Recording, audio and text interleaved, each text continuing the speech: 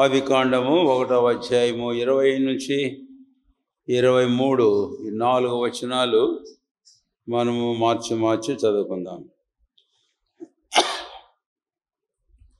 దేవుడు జీవము కలిగి చలించు వాటిని జలములు సమృద్ధిగా పుట్టించునుగాకనియు, పక్షులు భూమిపైని ఆకాశ విశాలములో ఎగురునుగాకనియు పలికెను.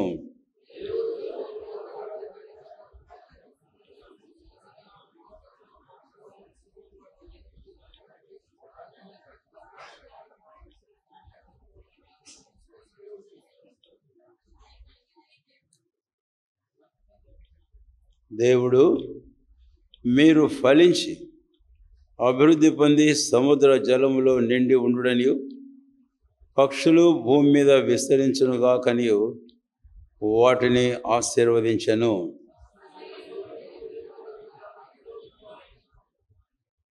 ప్రార్థన చేసుకుందాం.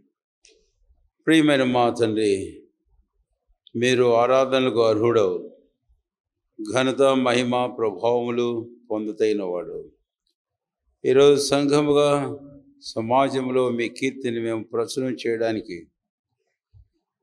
మా కొరకు మీరు చేసినవని తలంచుకొని మిమ్మల్ని ఘనపరచడానికి ఇచ్చిన అవకాశానికి స్తోత్రాలు. మా ఆరాధనలు మీరు అంగీకరించి మా మధ్యలో ఈ బలను బట్టి స్తుతిస్తున్నాం. అందు మేము యోగ్యంగా మీ ఆజ్ఞ మేరకు పాలు పొంద సాయం చేయము. మా గమనాన్ని తెచ్చిన మీ పరిశుద్ధమైన వాక్యాన్ని మాకు దీవించండి. వాక్యం మీది, మీరే మీ ఆత్మ ద్వారా మాకు బోధించం, మేము అర్థం చేసుకొని అన్వయించుకొని మేలు పొంద సాయం చేయము. మీ వాక్యం ఇచ్చినకై పరిశుద్ధాత్మని అభిషేకమును సాయమును కోర్చు. యేసు నామమును అడుగుచున్నాము తండ్రి, ఆమేన్.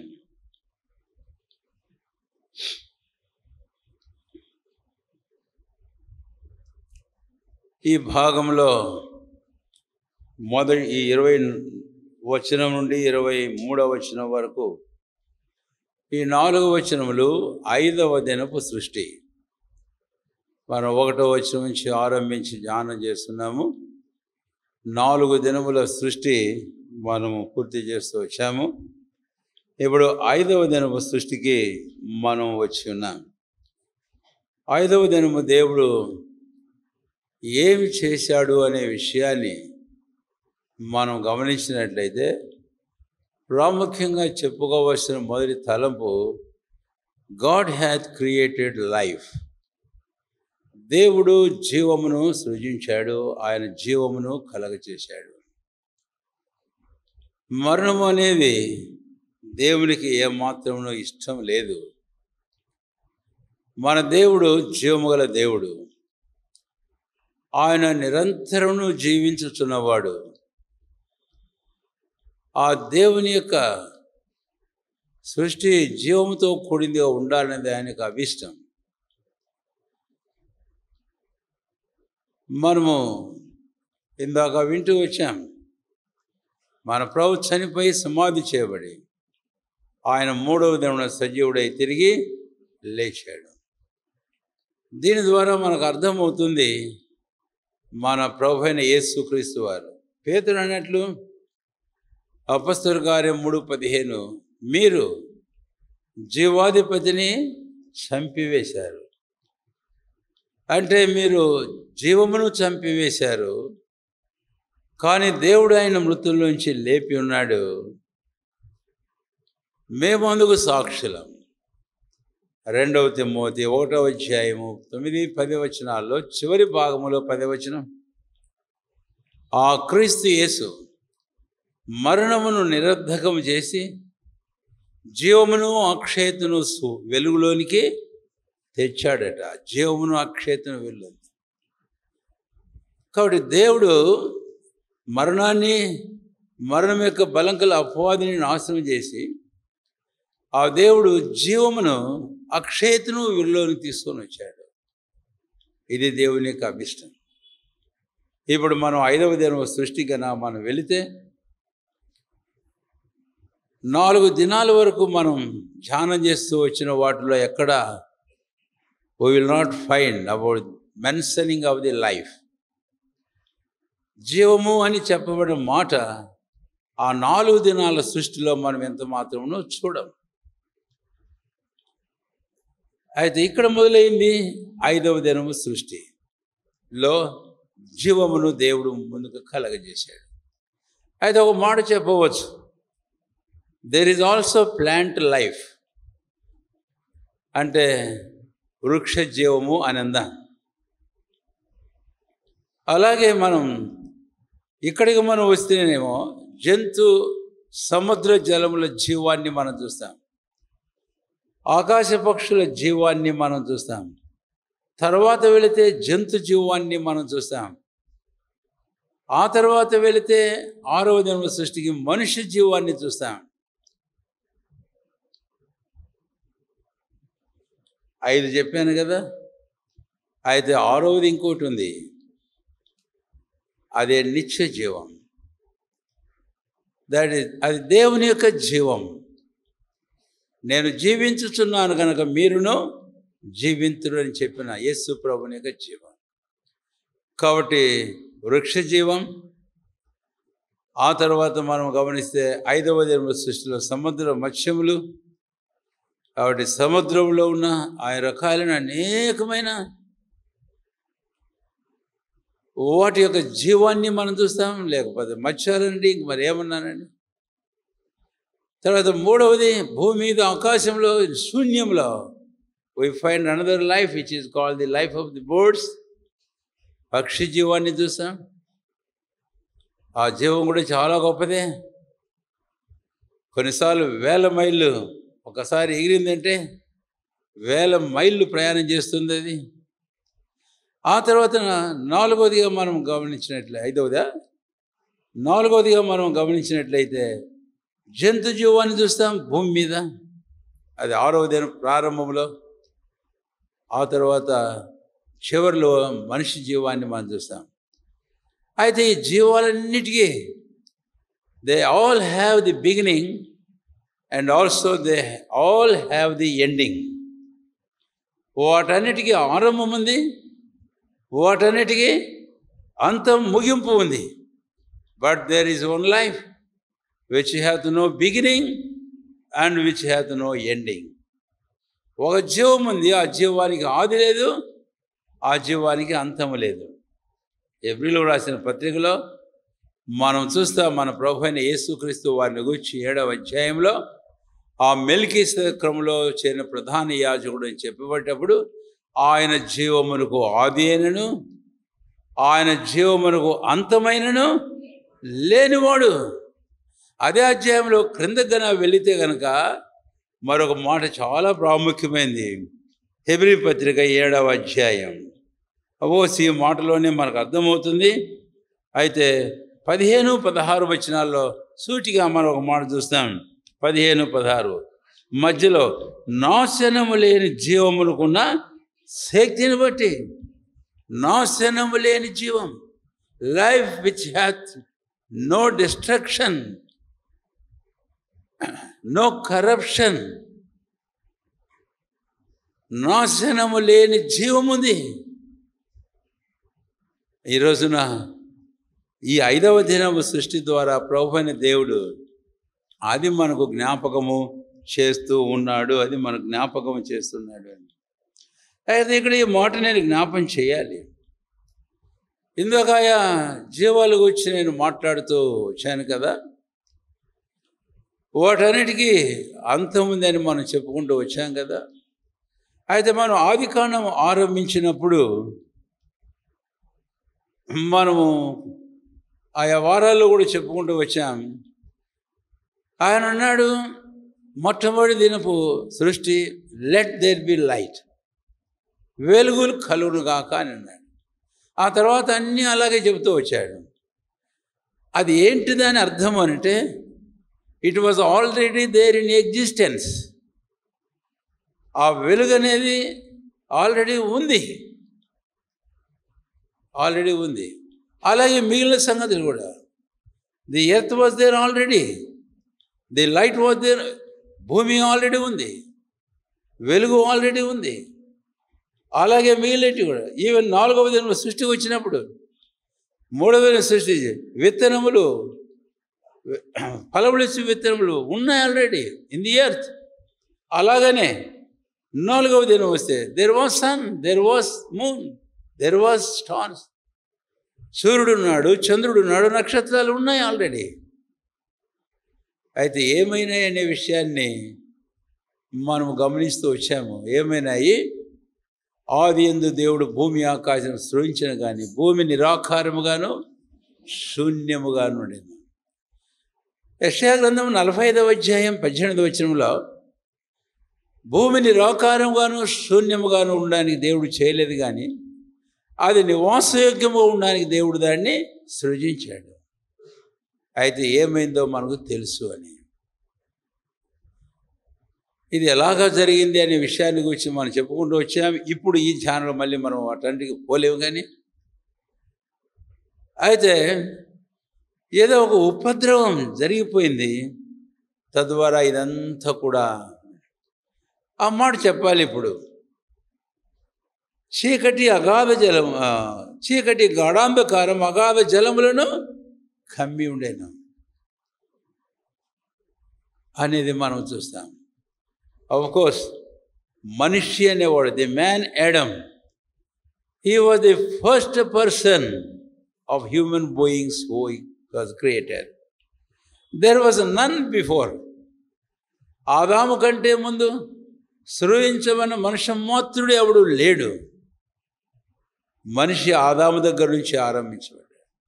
అయితే దానికంటే ముందు ఉన్నాయి, జంతువులు ఉన్నాయి, భూమి మీద జీవం ఉండింది, జీవించు ఉన్నాయి. అయితే అవన్నీ కూడా ఎలాగ పెరిష్ అయిపోయినాయో మనకు తెలుసు, మనం వింటూ వచ్చాము ఇంతకుముందు. సరే, ఇప్పుడు ఇలాంటి పరిస్థితుల్లో నేను ఇక్కడ మీకు జ్ఞాపం చేయాలని కోరుతున్న మాట ఏమిటి అని అంటే, ఆ ప్రభువైన దేవుడు ఆదికాండం 1వ అధ్యాయం 21వ వచనంలో జీవము కలిగి చెలించు వాటిని, మళ్ళీ 21 కూడా జీవము కలిగి అనేటటువంటి మాటను మనము చూస్తాం. ఏమైపోతే అక్కడి నుంచి జీవాన్ని దేవుడు కలగజేశాడు. మరణములో నుంచి దేవుడు జీవాన్ని తీసుకొని వచ్చాడు. మన ప్రభువైన యేసుక్రీస్తు వారు మరణించాడని మనం చెప్పుకున్నాం కదా. అవును, ఆయన మరణించాడు. ఆయన మరణించి సమాధి చేయబడి పునరుత్థానం ద్వారా ఏం చేశాడు? ఆయన జీవమును వెలుగును తీసుకొని వచ్చాడు అనేది మనం చూస్తాం. సరే, అది అంతవరకు అయిన తర్వాత ఇప్పుడు మనిషికి మనం వద్దాం. ఎందుకంటే ఇప్పుడు ఈ సృష్టి అంతటి గురించి మనం ఏమి ధ్యానం చేసుకోవాలి. అయితే మానవుని గురించి మనం గమనించినప్పుడు 6వ దినం దేవుడు మానవుని చేశాడు. దేవుడిని యెహోవా మానవునికి ఆజ్ఞాపించాడు. ఆదికాండం 2వ అధ్యాయం 17వ వచనం. తోట మధ్యలో ఉన్న మంచి చెడ్డల వృక్షం యొక్క ఫలములు నువ్వు తినకూడదు, నీవు తినదినము నిశ్చయముగా చచ్చదువు అని అన్నాడు. ఆ తర్వాత 3వ అధ్యాయానికి మనం వస్తే కనుక హవ్వ తర్వాత ఆదాము ఇద్దరు దేవుని ఆజ్ఞ అతిక్రమించి వారు ఆ వృక్షం యొక్క ఫలాలు తిన్నారు. దాన్ని పరిశుద్ధాత్ముడు తర్వాత కాలంలో రాస్తూ కృత నిబంధనలో 1వ యోహాను 3వ అధ్యాయము 4వ వచనం ఇలాగన్నాడు, ఆజ్ఞాతిక్రమమే పాపము, పాపం చేయవాడెవడో వాడు దేవుని ఆజ్ఞను అతిక్రమించుతూ ఉన్నాడు. అంటే అక్కడ ఆజ్ఞాతిక్రమం, నెక్స్ట్ ఇది ఇప్పుడు పాపము, ఆ తర్వాత నెక్స్ట్ మరణము. తినకూడదని చెబితే తిన్నాడు. So Adam and Eve they have trespass the very commandment of God. రెండవది, that itself was the sin in the sight of God. And third, మూడవది, అందరూ బట్టి వారిద్దరూ మరణించారు అనే సంగతి మనకు తెలుసు. మరణము అనేటప్పటికీ ఈ ఆదికాండం 3వ అధ్యాయం 24వ వచనానికి మనం వస్తే మరణం ఏంటో అక్కడ జరిగింది మనకు అర్థమవుతుంది. యాక్చువల్గా ఆదాము హవ్వలు శారీరకంగా భౌతికంగా చనిపోలేదు. ఎట్లా చెప్పగలం?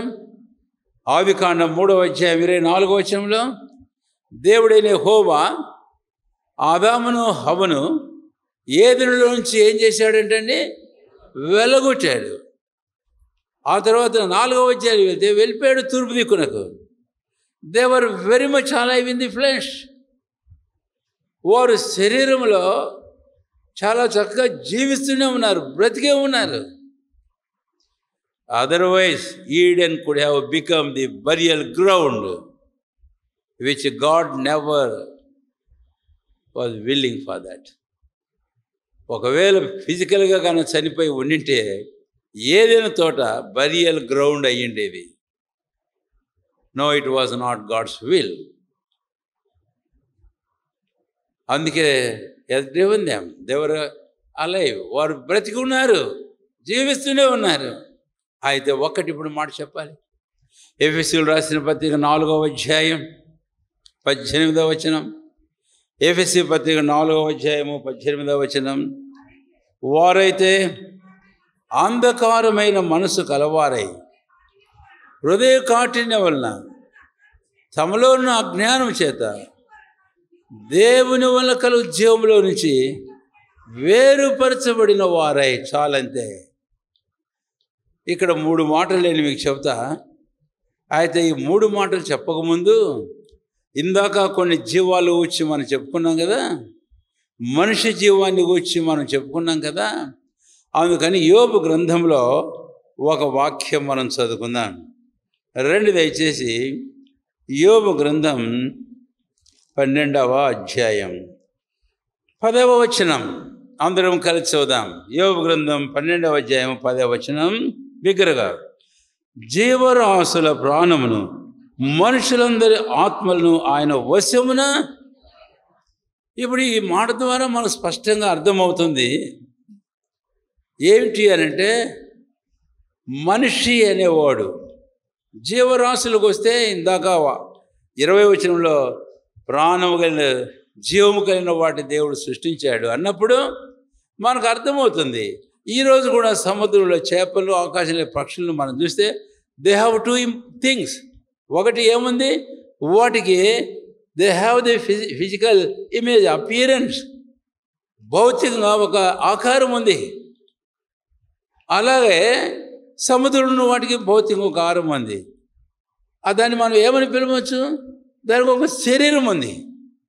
రెండవది, ఇప్పుడు అవి కదలడం, ఎగరడం, వీటన్నిటి వచ్చి చూస్తే కనుక వాటికి జీవం ఉంది, ప్రాణం ఉంది.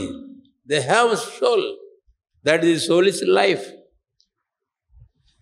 అయితే మూడవది ఒకటి వాళ్ళకి లేదు వాటికి. మూడవది ఇక్కడుంది. యోబు గ్రంథం 12వ అధ్యాయం 10వ వచనంలో జీవరాశుల ప్రాణమును మనుషులందరి ఆత్మలను ఆయన వశమున. మనుషుల ఆత్మలు అంటే man consist, human being consist the flesh and soul and spirit.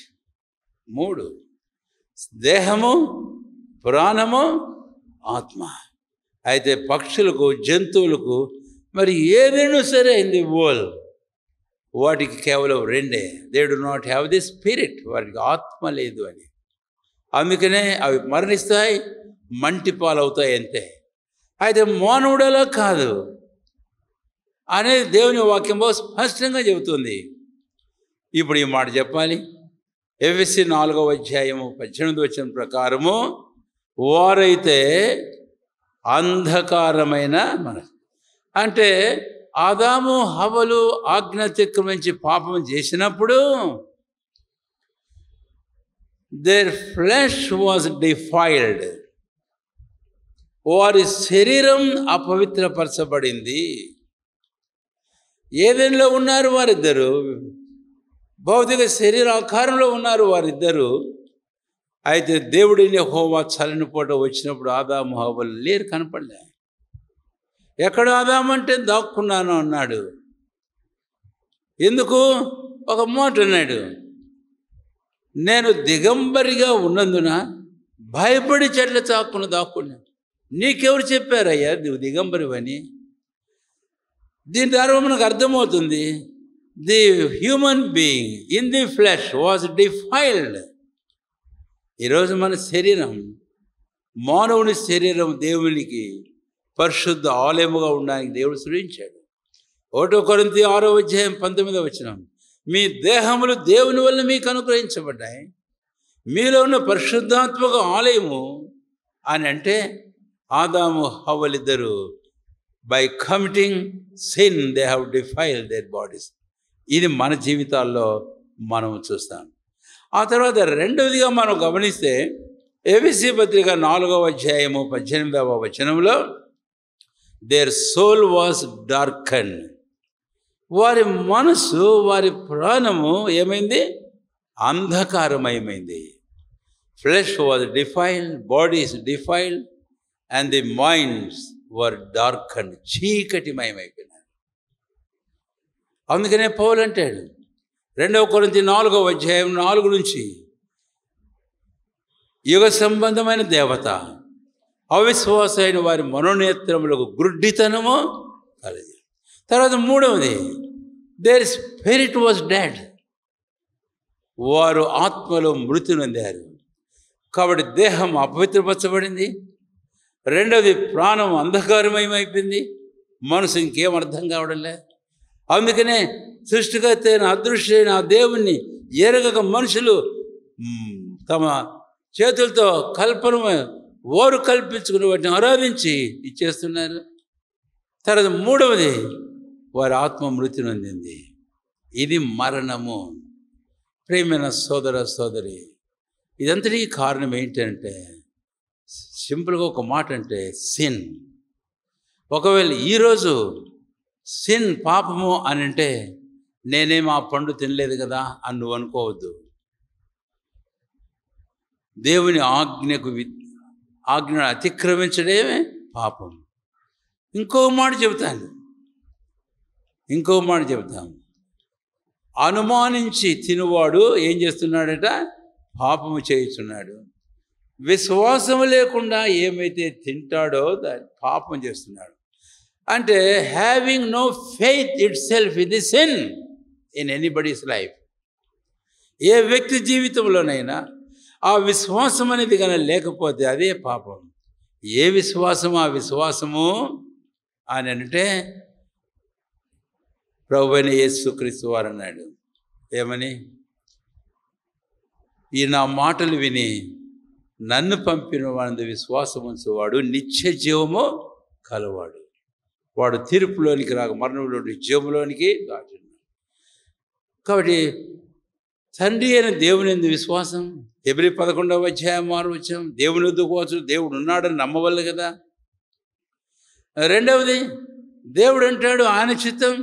యోహాను సువార్త 6:40 కుమారుని చూచి ఆయన విశ్వాసం ఉంచేవాడు నిత్య జీవం కలవాడు.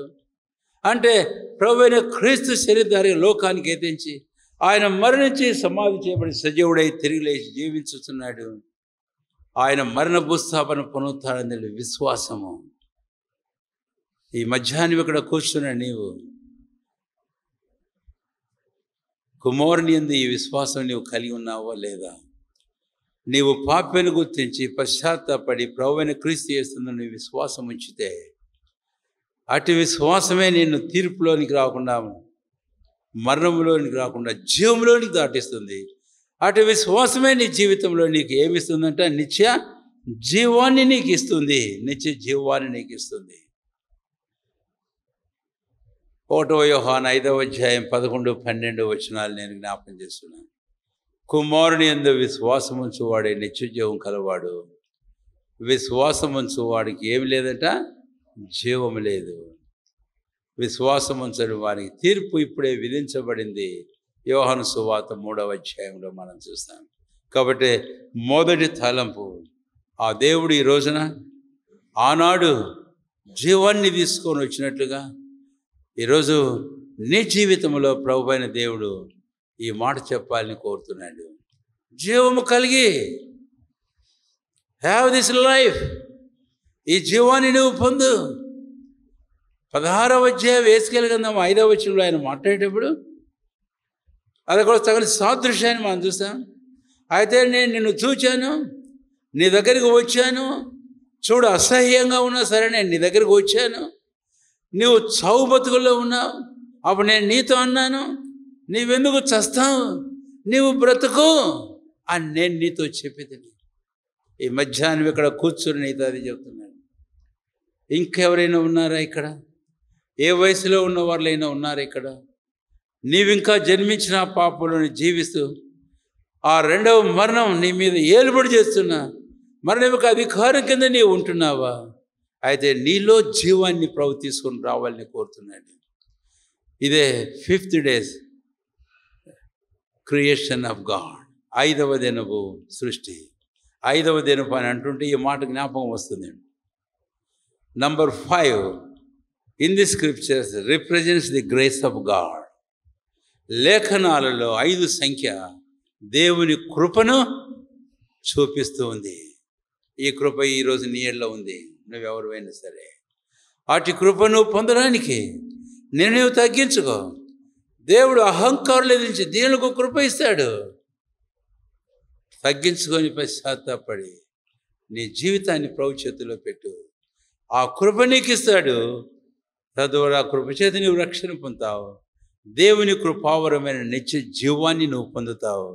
ప్రభు నిన్ను కనికరించునుగాక. 2వ తలంపుకు వెళ్దాం. ఆదికాండం 1వ అధ్యాయం. ఆదికాండం 1వ అధ్యాయము 20-21 వచనాలు. నేను చదివే మాటలు మాత్రమే గమనించండి for the sake of time. 20వ వచనం, జీవము కలిగి చెలించు వాటిని. జీవము కలిగి ఏం చేసేవంటండి చెప్పండి? చెలించు వాటిని. ఆ తర్వాత 21వ వచనంలో కూడా అలాంటి మాటే మనం చూస్తాం. 3వ పంక్తి తెలుగు వారు, జీవము కలిగి చెలించు వాటన్నిటినీ అనే మాట ఇక్కడ మనం చూస్తాం. జీవము కలిగి ఏం చేస్తున్నాయట? చెలించు. Every living creature that moveth. So this is the significant or the very important thing to note.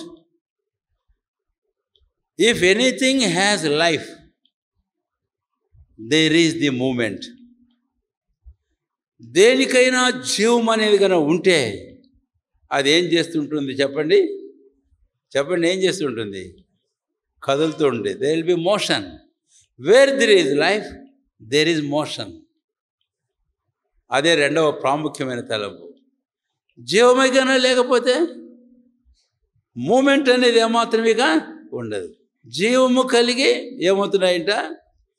Move అవుతున్నాయి, చెలుస్తున్నాయి. చెల్లించుచు జీవము కలిగి ఉన్నాయి. అద్భుతమైన విషయం. ఇప్పుడు 2వ తలంపు వచ్చినప్పుడు ఇక్కడ కూర్చున్న మనలో చాలామంది ఉన్నాం. Of course we have this physical life and we move. అటు ఇటు మనం కదులుతుంటాం, పనిచేస్తుంటాం, మాట్లాడుతుంటాం, ఇవన్నీ చేస్తుంటాం. అయితే అవన్నీ చేయడానికి కారణం ఏంటి అంటే మనం దేహంలో ఒక జీవం ఉంది కాబట్టి మనం చేస్తున్నాం. అందుకనే పౌలు అపొస్తలుడు అన్నాడు ఈ జీవాన్ని గురించి మాట్లాడేటప్పుడు, అపొస్తలుల కార్యం 17వ అధ్యాయం 25వ వచనంలో మీరు ఒకవేళ రెఫరెన్స్ గుర్తుపెట్టుకోండి, తర్వాత మీరు చూదురు. తర్వాత 28వ వచనం కూడా మీరు చూడండి. అక్కడ ఏమంటాడు అని అంటే, ఆయన యందు మనము జీవించుచున్నాము, ఆయన యందు మనము ఏం చేస్తున్నామట? చెల్లించుచున్నాం. దేవుని స్తోత్రం. అంటే for this physical life also have the source in God only, nowhere. ఈ భౌతిక జీవాన్ని కూడా మూలం ప్రభు అయిన దేవుడే. అయితే ఇక్కడ నేను ఇంకో మాట చెప్తున్నా. ఈ 2వ తలము మనకు వచ్చినప్పుడు జీవము కలిగి ఏం చేస్తున్నాయంట? చెల్లించుచు ఉన్నాయి. ఈరోజు రక్షించమని మన క్రైస్తవ జీవితంలో those of us, all of us who have inherited the eternal life through the grace of God in Christ, we should keep moving. మనము కదులుతూ ఉండాలా, మనము చెలిస్తూ ఉండాలి. ఇది చాలా ప్రాముఖ్యమైనది. దీనికి నేను ఇంకో సందర్భం మీకు జ్ఞాపం చేస్తాను. కదులుతూ ఉండాలంటే ఈ కదులుడు కాదు. ఏంటి? ఇది ఈ ప్రాణం ఉంది కాబట్టి ఈ కదులుడు ఉంది. కానీ ఈ కదలడం ఏమిటి? రోమిలకు రాసిన పత్రిక 6వ అధ్యాయం దయచేసి రండి, 4వ వచనం. రోమా పత్రిక 6వ అధ్యాయము 4వ వచనం. ఆ, క్రీస్తు మృతుల్లో నుంచి ఎలాగూ లేపబడినో అలాగే మనమును నూతన జీవం పొందిన వారమై నడుచుకున్నట్లు బాప్తిస్మం వల్ల మరణములో పాలు పొందుటకై ఆయనతో కూడా పాతి పెట్టబడితిమి. 5వ వచనము నేనే చెబుతాను. ఆయన పునరుత్థానం యొక్క సాదృశ్యమందు ఆయనతో ఐక్యము. కాబట్టి ఆయన మరణములో పాలు పొందాం అంటే మన పాపల కొరకు చనిపోయినాం. రెండవది ఆయన పునరుత్థానం యొక్క సాదృశ్యమందు పాలు పొందాం అంటే ఆయన జీవాన్ని మనం పొందాం. తర్వాత మూడవది ఆ జీవం పొంది ఏం చేయాలి? అది 4 చివర్లో తెలుగు బైబిల్లో నూతన జీవం పొందిన వారమై ఏం చేస్తున్నామంటే చెప్పండి, నడుచుకొనుచు ఉన్నాము. నూతన జీవం పొందిన వారమై ఏం చేస్తున్నామట? నడుచుకొనుచున్నాము. ఇది మూవింగ్. అక్కడేమో మూవ్ అని మనం చదువుకున్నాం కదా. శరీర సంబంధమైన జీవాన్ని గురించి మనం కదలడం ఇవన్నీ నేను మీకు చెప్పాను. అయితే స్పిరిచువల్ లైఫ్, ఎటర్నల్ లైఫ్ మనలో ఉంది. ఈ మూమెంట్ వేరే. నూతన జీవము కలవారమై నడుచుకొనుచు ఉన్నాము అని అన్నప్పుడు ఈ నూతన జీవము కలవారై నడుచుకునేటప్పుడు ఎలాగా నడుచుకుంటారట? 4వ వచనం నేనే చదువుతున్నాను. ఆ పర్టికులర్ భాగం మీరు గమనించండి. నూతన జీవము పొందిన వారమై అంటే walk in newness of life. Walk in newness of life. ఏమందండి ఇంగ్లీష్లో? అట్లే ఉందా? ఎక్కడో ఉంటున్నారా? నిద్రపోతూ ఉండండిలే, సరేనా? రోమీలు రాసిన పత్రిక 6వ అధ్యాయం 4వ వచనం.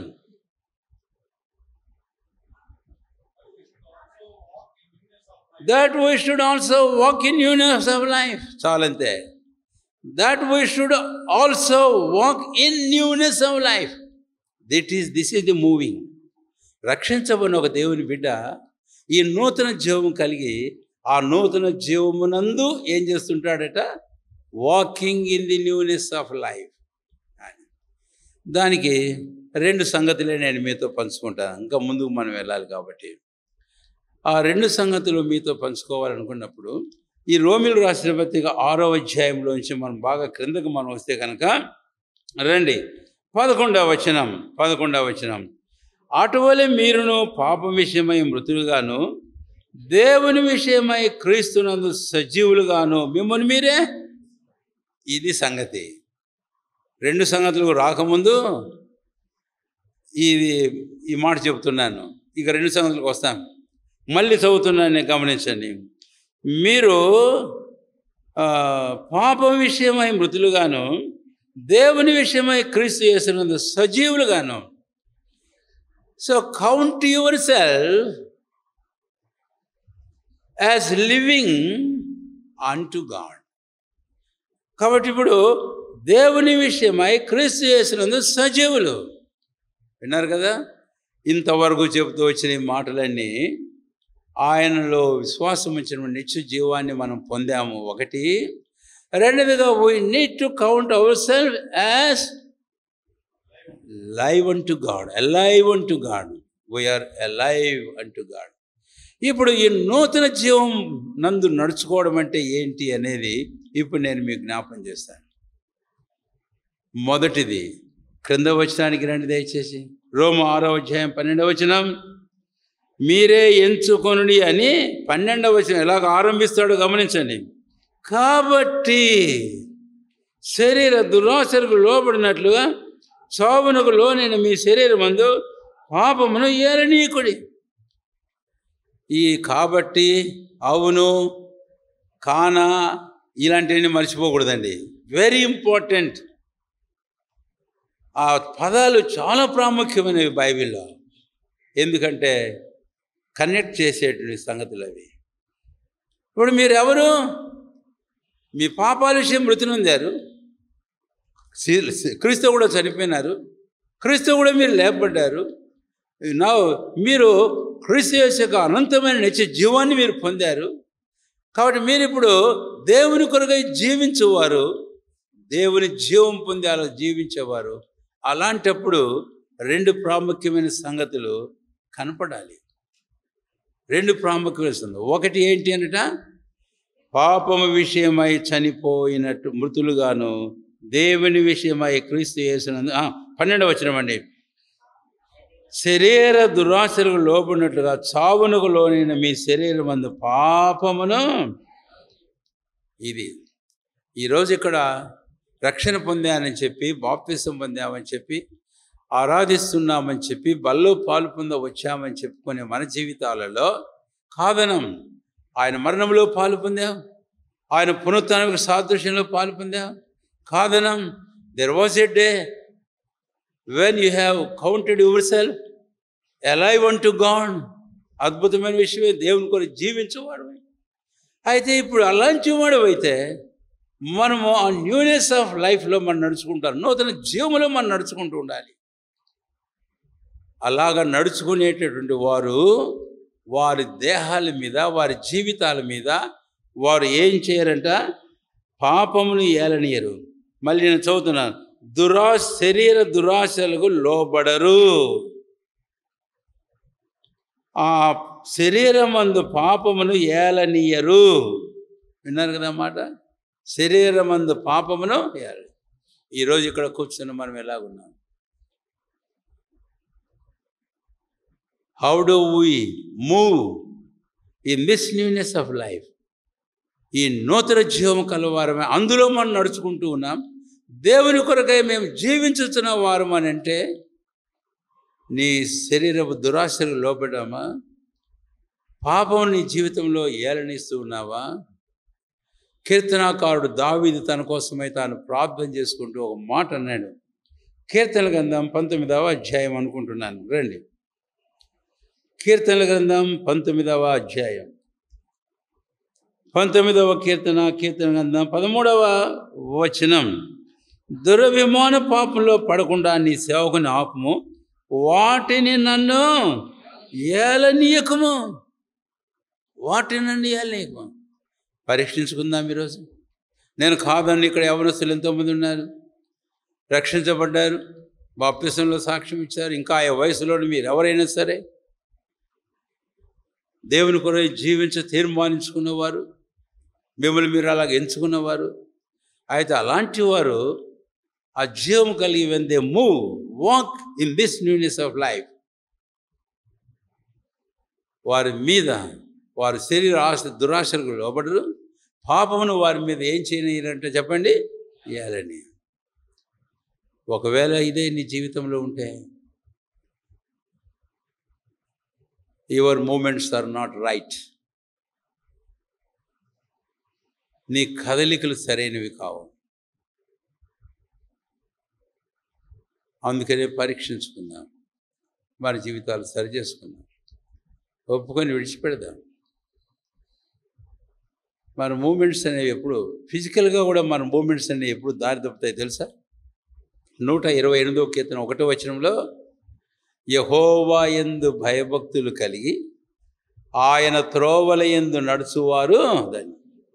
When there is fear of the Lord in the heart, then the feet walk in the way of the Lord. హృదయంలో దేవుని భయం ఉంటే, భయం అంటే ఏంటి? చెడుతనాన్ని అసహించుకోవడం, చెడుతనం నుంచి తొలగిపోవడం, చెడుతనానికి తావివ్వకపోవడం. అప్పుడు ఈ కాళ్ళు కూడా సరైన త్రోవల్లో నడుచుకుంటాయి. ఆత్మీయంగా కూడా అంతే. పరీక్షించుకుందాం ఒకసారి. ఇది ఒక్క విషయాన్ని నేను జ్ఞాపం చేశాను. ఇప్పుడు రెండవ విషయానికి నేను వస్తున్నాను. ఆ రెండవ భాగంలో 12వ వచనం అయిన తర్వాత 13వ వచనం 13లో కూడా ఉంది.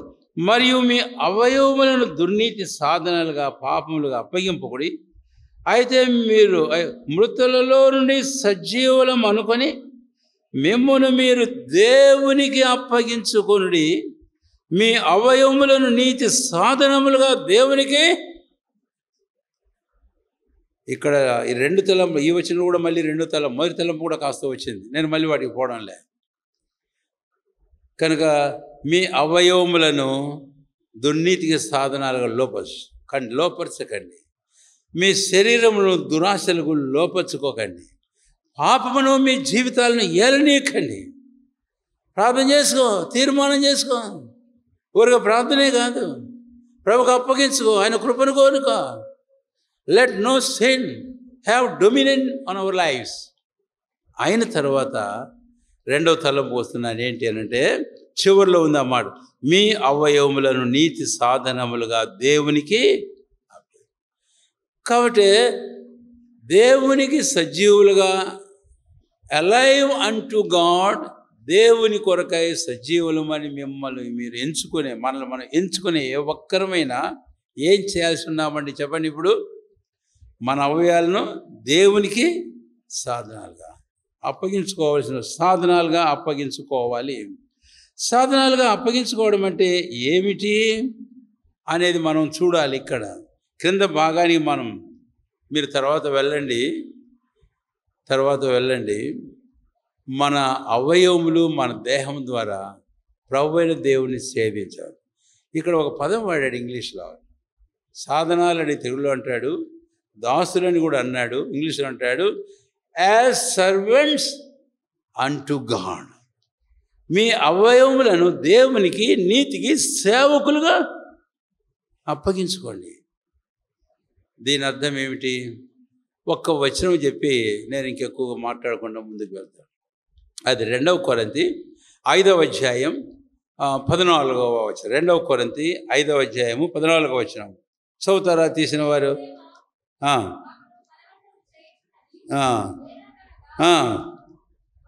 సరే, 15వ వచనం త్వరగా వెళ్దాం. జీవించు వారిక మీదట తమ కొరకు కాక తమ నిమిత్తం మృతి పొంది తిరిగి లేచిన వాని కొరకే జీవించుటకు నిశ్చయించుకొనుచున్నాము.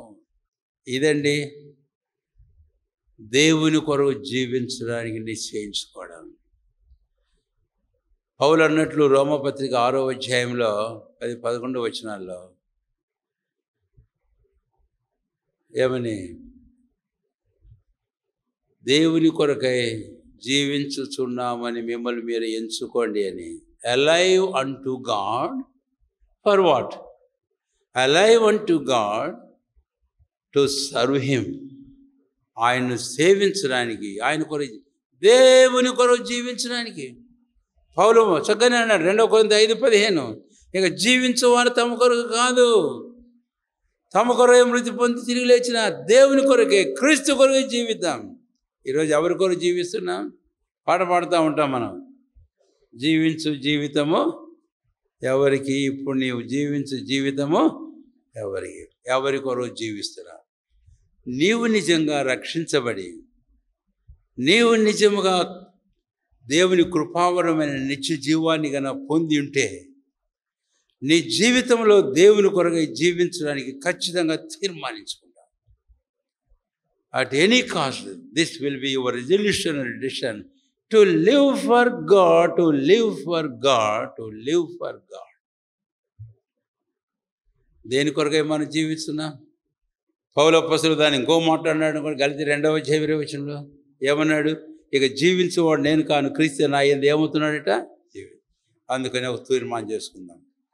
దేవుని కొరకై జీవించడానికి ఒక నూతన తీర్మానం మన జీవితంలో చేసుకుందాం. మన దేహము, మన అవయములు నీతికి సాధనాలుగా, దేవునికి సేవకులుగా సమర్పించుకుందాం అని అంటూ ఒక మాట చెప్పి నేను 3వ తలంపుకు వెళ్తాను. 1 కొరింథీ 6వ అధ్యాయం ఇందాక 19వ వచనం నేను చెప్పాను. ఇప్పుడు 20వ వచనం. మీరు మీ సొత్తు కారు, మీరు వెలువబెట్టి కొనబడిన వారు. 19 చివరిలో ఇప్పుడు దేహం కాబట్టి మీ దేహంతో దేవుణ్ణి, ఇది మన 2వ తలంపు. ఈ తీర్మానం మనం కలిగిందాం. ప్రభా, ఈ దేహం నాది కాదు, నేనైతే దీన్ని నాశనం చేసుకున్నాను, విలువ పెట్టి నీవు కొన్నావు, కాబట్టి ఈ దేహంతో నేను నిన్ను మహింపరచాలా, ఈ దేహ అవయవాలని నీకు నీతికి సాధనాలుగా, దేవుని సేవకులుగా నేను లోపరచాలి. ఈ నా ప్రతి అవయవం ఈ శరీరంలో జీవించుకాలం నీ కొరకై జీవించ నాకు నేర్పించు, నేనైతే తీర్మానించుకుంటున్నాను. ఇదే 2వ తలంపు. 20వ వచనం ఆదికాండం 1వ అధ్యాయం 1 జీవము కలిగి అనే దాని గురించి చెప్పుకున్నాం. రెండవది చెల్లించడం అనే దాని గురించి మనం చెప్పుకుంటూ వచ్చాం. ఇప్పుడు మూడవ తలంపుకు మనము వెళ్దాం. మూడవ తలంపుకు రండి దయచేసి 20వ వచనం 21వ వచనం. దేవుడు జలములలో వాటి జాతి ప్రకారము జలములు సమృద్ధిగా పుట్టించిన మహామత్స్యం. సరే, ఎక్కువ వచనాలు అంత మీరు మాత్రం ఖచ్చితంగా చదవాలి. తర్వాత ఇప్పుడు 21వ వచనం మూడవ తలంపు. దేవుడు జలములలో వాటి జాతి ప్రకారం, అంతేకాదు ఆకాశ పక్షులలో కూడా వాటి జాతి ప్రకారం. కనుక వాటి జాతి, ఆ మాట గమనించాలి. వాటి జాతి ప్రకారము అనే మాట ఇక్కడ మనము చూస్తాం. వాటి జాతి ప్రకారం అంటే మనకు తెలుసు. ఆది కాండంలో ఇక్కడ పక్కనే ఉన్నాం కాబట్టి మనం 7వ అధ్యాయానికి మనం వెళితే రండి దయచేసి. ఆది కాండం 7వ అధ్యాయం. అవి ఎలాగ వెళ్ళినాయంటండి? మగదియు ఆడుదియు, ఆడుదియు మగది. అంటే అక్కడ వాటి జాతి ప్రకారం అనేది. ఒకవేళ ఇక్కడికంటే మనం ముందు కాస్త వెనక్కి వెళ్దాం రండి. బాగా గమనించండి దయచేసి. ఆది కాండం 2వ అధ్యాయం. 1వ అధ్యాయంలో దేవుడు సృజించాడని మనం చెప్పుకున్నాం. 1వ అధ్యాయం 6వ దినపు ఆదాము యొక్క సృష్టిని గురించి మనం చూస్తాం. అయితే 7 దినాలు అయిపోయినాయి. దేవుడు విశ్రాంతి కూడా తీసుకున్నాడు. మంచిది అని చెప్పాడు. అయితే హఠాత్తుగా ఏమైందో ఏమో కానీ ఆ సందర్భంలో దేవుడైన యెహోవా ఆదాము వీటికి ఏం పేర్లు పెడతాడో అని చెప్పేసి వాటన్నిటినీ ఎక్కడ తీసుకొని వచ్చాడట? ఆదాము దగ్గర తీస్తే ఎలాగొస్తున్నాయి అవన్నీ? ఎలాగొస్తున్నాయంటే చెప్పరేంటి? జతలుగా వస్తున్నాయి. ఆడుది మగది. ఆదాము ఏ పేరు అయితే పెట్టాడో ఆ పేరు వాటికి కలిగినాయట. అయితే ఆదామునకు సాటి అయిన సహాయము లేకపోయింది. Adam was alone. అప్పుడు ప్రభువైన దేవుడు అరే ఆయనంతా ఇదంతా చూస్తున్నట్టున్నాడు. ఈయన ఆడ కూర్చోబెట్టి వాటన్నిటిని రమ్మని చెప్పి ఈయన అన్ని పేర్లు పెడుతుంటే దేవుడు బాగా watch చేస్తున్నట్టున్నాడు.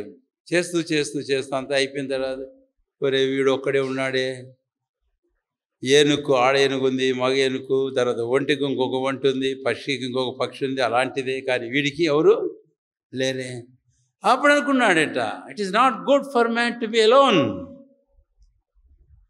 So that has brought God into a new decision to make an helpmate for Adam.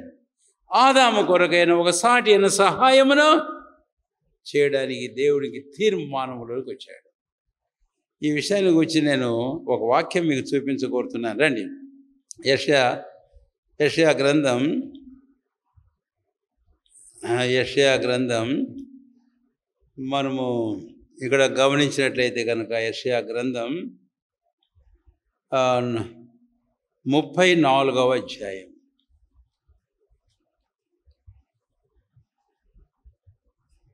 యెషయా గ్రంథం 34వ అధ్యాయం. ఎన్నో వచనమండి?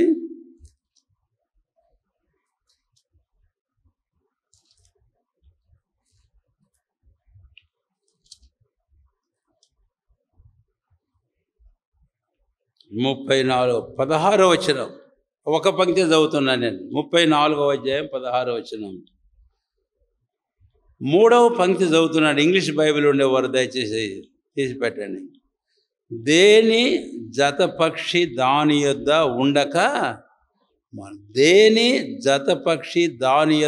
ఉండక, ఏం చేయదంటండి? ఇంగ్లీష్లో ఏమనింది?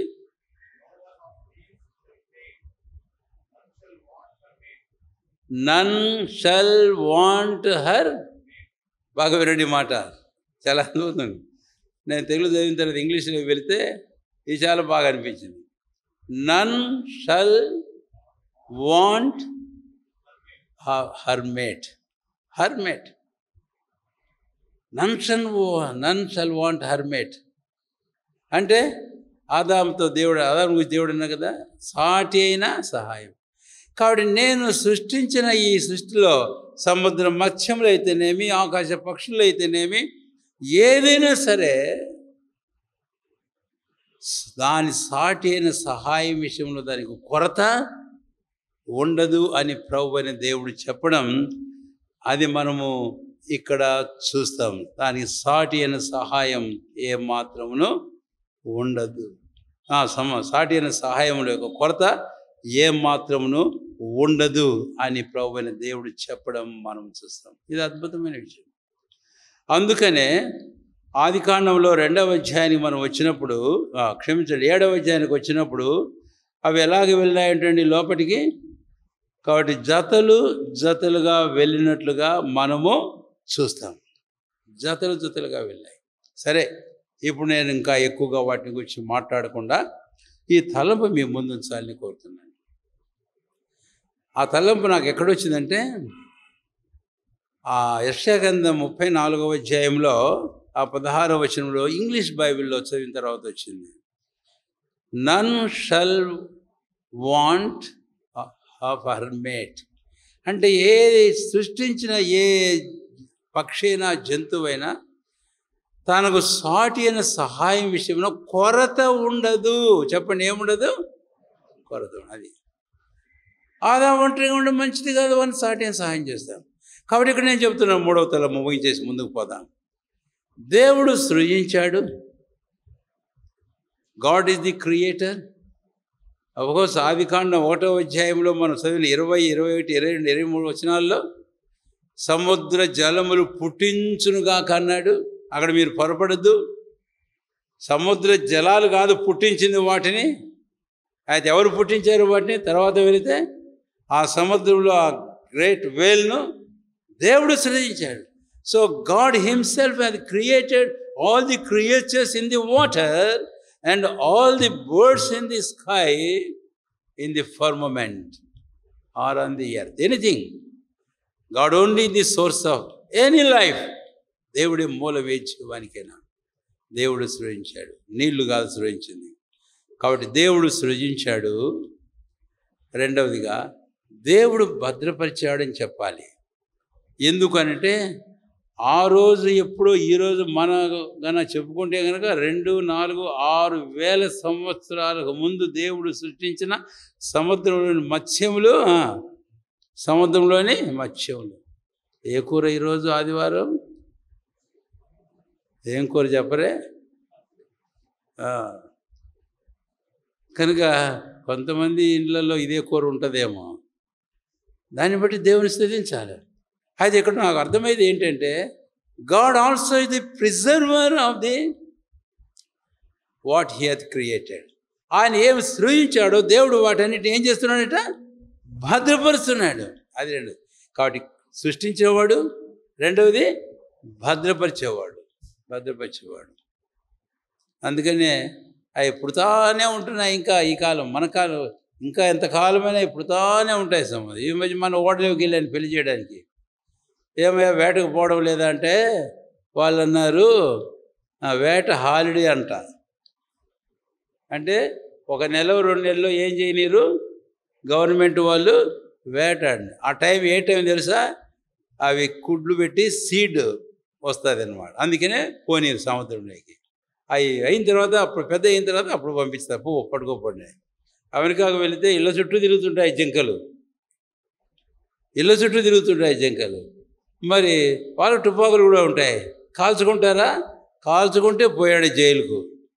అయితే సంవత్సరానికి ఒకసారి 2 సార్లు గవర్నమెంట్ పర్మిషన్ ఇస్తుంది. ఏమని పర్మిషన్? మీరు కాల్చుకొని చంపుకొని తినండి అని. ఆ టైంలో కాల్చుకొని చంపుకొని తింటారు. ఇదంతా దేవుని యొక్క ఉద్దేశం. ఆశ్చర్యం. కాబట్టి ఆది నుంచి ఏమైతే సృష్టించాడో దాన్ని భద్రం చేస్తూ వస్తున్నాడు for the use of man. సరే, ఇంకో మాట ఇక్కడ చెప్పాల్సి ఉంటుంది. ఒకటి, ఆయన సృష్టించాడు. రెండవది, ఆయన భద్రపరుస్తున్నాడు. మూడవది, ఆయన వాటికి కావలసినవి ప్రొవైడ్ చేస్తున్నాడు. వాటికి కావలసినవి ప్రొవైడ్ చేస్తున్నాడు. అది చాలా అద్భుతమైన మాట. So God is the producer, God is the preserver and God is the provider of all the life which God has created. దేవుని స్తోత్రం. సరేనా? మీరు తర్వాత 104వ కీర్తన చదవండి. అవంట ఆయన కాలం కొరకు కనిపెట్టుకోండి. ఒక్క మాటే నేను చదువుతాను, తర్వాత వీళ్ళు ఇంక 2 తలంపులు ఉన్నాయి, త్వరగా నేను పూజించేస్తాను. కీర్తనల గ్రంథం 104వ అధ్యాయం 27వ వచనం. తగిన కాలమున నీవు వాటికి ఆహారం ఇచ్చేదవని, ఇవన్నీ నీ దయ కొరకు కనిపెట్టుచున్నవి. నీవు వాటికి పెట్టున్నది అవి కూర్చుకొనును. నీవు గుప్పిలు విప్పగా అవి మంచి వాటిని తిని ఏం చేస్తాయట? తృప్తిపరచబడతాయి. దేవుని స్తోత్రం. ఇలాగా దేవుడు వాటికే ఏర్పాటు చేశాడే, నీకు నాకు చేయడా? అందుకనే కొత్త నిబంధనలు ఏమన్నాడు? కాకులను చూడండి, అవి విత్తవు, కోయవు, పంట కూర్చుకోరు, అయితే పరలోకముందున మీ తండ్రి వాటికి కావలసినవన్నీ ఇస్తున్నాడు.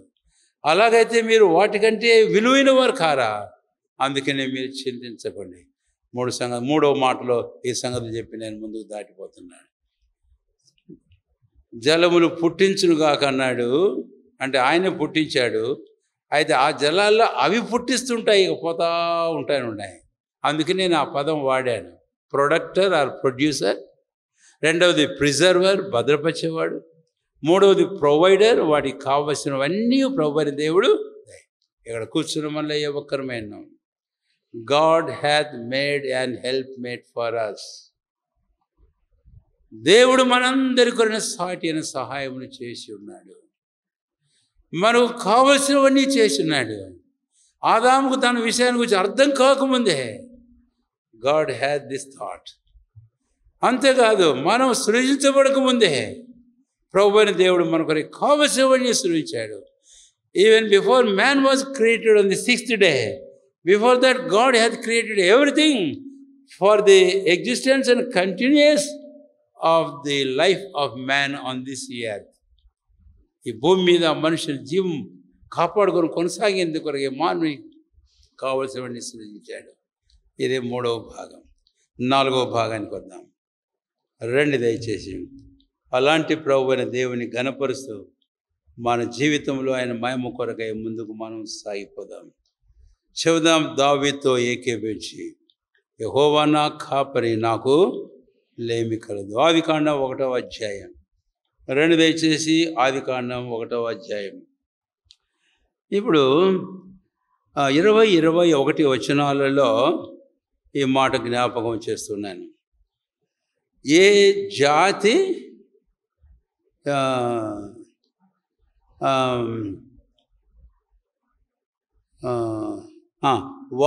వాటి జాతి ప్రకారము, వాటి జాతి ప్రకారం. సరేనా? ఈ మాట చదివేటప్పుడు ఇందాక యెషయా గ్రంథంలో 34వ అధ్యాయం 16వ వచనంలో మనం చెప్పుకున్నాం ఒక మాట. ఏమని? ఏ జాతి పక్షి ఆ జాతి దగ్గరనే ఏం చేస్తుందట? ఉంటుందట. అంతేనా?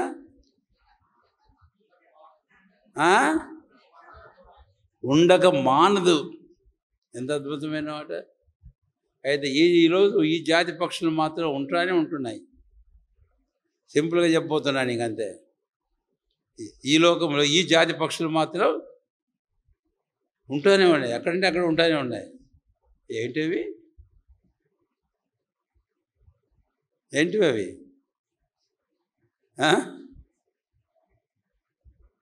మనమే. ఏంటివంటే మనమే. సేవకులం అంటే సేవ కులమా మీద అంటారు. సేవ కులమా అని. ఈరోజు మనం ఎక్కడైతే ఉండాలనో అక్కడ ఉండాలి. ఏ జాతి పక్షి ఆ జాతి పక్షి దగ్గర ఉండక మనం. కాబట్టి ఇక్కడ నేను మీకు చెప్పాలని కోరుతున్న తలంపు ఏంటంటే 2 పదాలు మీకు జ్ఞాపం చేస్తాను. నేను చెప్తాను వాక్యం. ఎక్కడ ఉండాలి, ఎక్కడ ఉండకూడదు అని. ప్రభువైన దేవుడు ఈ పక్షులన్నిటిని మిక్సర్గా చేసి పెట్టలే. He has separated according to it's జాతి. దాని జాతి ప్రకారం వాటన్నిటిని ఏం చేశాడని చెప్పండి అనే మాట. రండి దయచేసి లేవీకాండం 19వ అధ్యాయం. 19వ అధ్యాయం ఇక్కడ మనకు బాగా అర్థమవుతుంది. 19వ అధ్యాయం 19వ వచనం నేను చదువుతున్నాను. మీరు నా కట్టడలను ఆచరింపవలను, నీ జంతువులను ఇతర జాతి జంతువులను కలియనీయకూడదు, నీ పొలములలో వేరు జాతుల విత్తనములను చల్లకూడదు, బొచ్చును నారయు కలిసిన బట్ట నేయకూడదు. ఇంకేం ఎక్కువ చెప్పక్కర్లేదు అనుకోండి, దేవుడు ఎంతో చక్కగా చెప్పేశాడు కదా. నీ జంతువులను ఇతర జాతి జంతువులను కలియనీయకూడదు, నీ పొలములలో విత్తనములు వేరే జాతి విత్తనాలు విత్తకూడదు. తర్వాత నారయు, తర్వాత ఇంకోటి బొచ్చును నారయు అంటే ఊల్. బొచ్చు అంటే ఊల్, నార అంటే లినన్. కలిసి నేత నేయకూడదు. అలాంటి బట్టలు మీరు ఏం చేయకూడదంట, ధరించి. కాబట్టి ఇక్కడ God hath commanded the people of Israel through Moses that you should not make a mixture.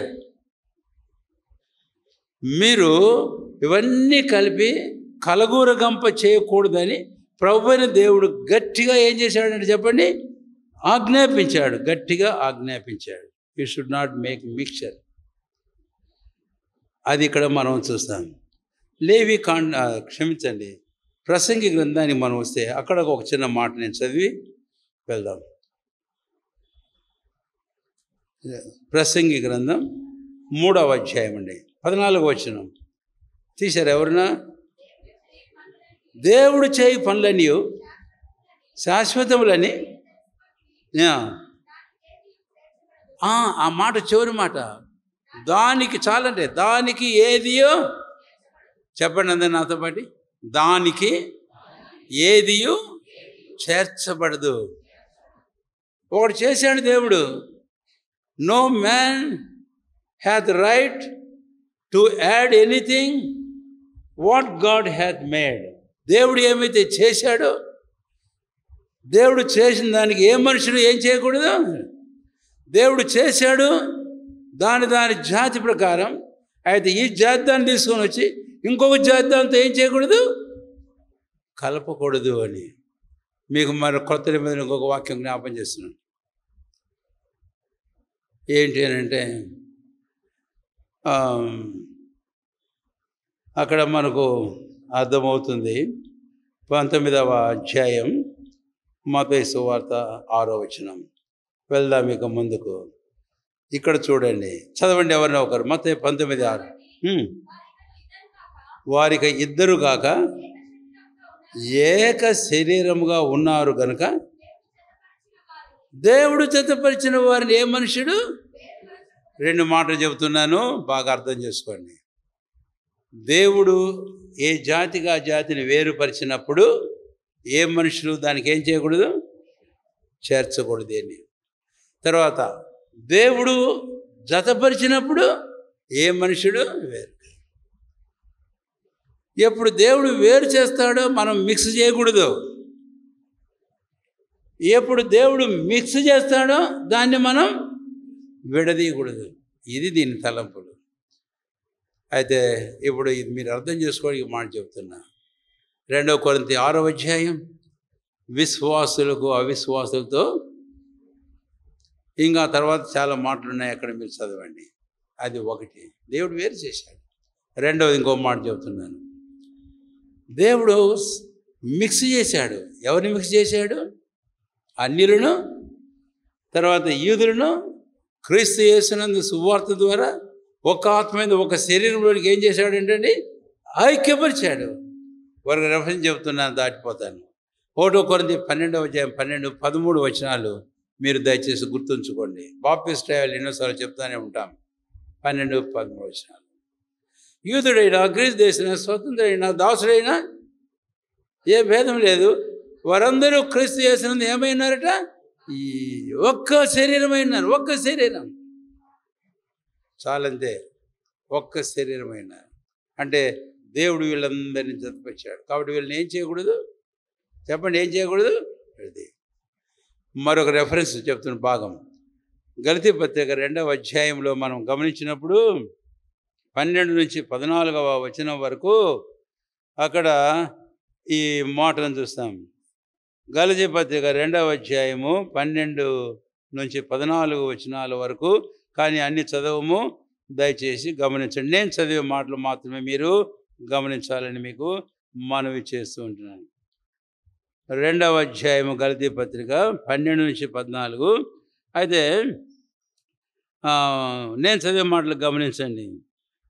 కేఫా అంత్యోకు వచ్చినప్పుడు అపరాధిగా ఎందుకని? 12వ వచనం, అన్యజనులతో భోజనం చేయుచున్నాడు. అయితే యూదుల్లోంచి రక్షించబడిన వారు రాగానే పేతురు లేచి భయపడి వెనక్కి వెళ్ళిపోయాడట. తనతో పాటు తక్కిన యూదులు కూడా అతని మాయవేషం వేసుకున్నారట. ఈవెన్ బర్నబా కూడా వేషధారి అయిపోయినాడట. ఏంటండి ఇక్కడ సందర్భం? ఏంటి ఇక్కడ సందర్భం అని అంటే, రక్షణ పొందారు అన్యుల్లో నుంచి, యూదుల్లోంచి రక్షణ పొందారు. అయితే యూదుల్లోంచి రక్షణ పొందిన వారు ఇక్కడికి రాగానే నేను యూదును వాళ్ళు ఏమంటారో భయపడి బయటికి వెళ్ళిపోతాడు పేతురు. అప్పుడు ముఖాముఖగా నేను గద్దించాను. అంటే ఈయనక ఎంత దర్శనం ఇచ్చి ఇంత చెప్పినా కూడా ఇంకా అర్థమైనట్టు లేదు. ఎవరికి? ఎక్కడ దర్శనం చెప్పండి చూద్దాం త్వరగా. అపొస్తలుల కార్యములు 10వ అధ్యాయంలో దర్శనం ఇచ్చాడు కదా. తిప్పకండి, ఇప్పుడేం తీస్తారు బైబిల్. ఒక చెంగు 4 చెంగులు పట్టుకొని కింద దింపాడు కదా. చంపుకొని తినమన్నాడు కదా. అపవిత్రమైనది నిశ్చితమైన నా నోటికి రానిలేదన్నాడే పేతురు. అప్పుడు అన్నాడు, దేవుడు పవిత్రపరచున్న వారిని నీవు నిశ్చితంగా అపవిత్రమైన దానిగా ఎంచవద్దు. ఇదేమిటో కాదు. 10వ అధ్యాయంలో అపొస్తలుడు పేతురు అన్ని జనాంగ కొన్నేళ్ళ దగ్గరికి వెళ్తున్నాడు. సువార్త చెబుతాడు. వారు రక్షణ పొందుతారు, చేతులు పెట్టి ప్రార్థన చేయాలా, వారి ఐక్యతను తెలియపరచాలి. అందుకు ప్రిపేర్ చేస్తున్నాడు పేతురును. అయితే ఇక్కడే తిరుగుబాటు చేశాడు. ఇదంతా అయిన తర్వాత పోయినాడు కనుకోండి. కానీ పోయిన తర్వాత ఇంకా ఇక్కడ మళ్ళీ ఆ పని చేస్తాడు ఏంటి? చాలాసార్లు విశ్వాసం అని చెప్పుకోండి మన జీవితాలలో దేవుడు వేరు చేసిన దానికేమో యాడ్ చేస్తాము, దేవుడు యాడ్ చేసిన దాన్నేమో విడదీస్తాం. ఇది ఏమాత్రం తగదు. ఇదే ఆదికాండం 1వ అధ్యాయము 25వ దినపు సృష్టిలో మనకుంటే 4వ తలంపు 4వ పాఠం. ఈ విషయంలో జాగ్రత్త పడు. జాగ్రత్త పడకపోతే దేవుడు వేరు చేసిన దానికి నేనేదన్నా కలిపితే చాలా నష్టం ఉంటుంది.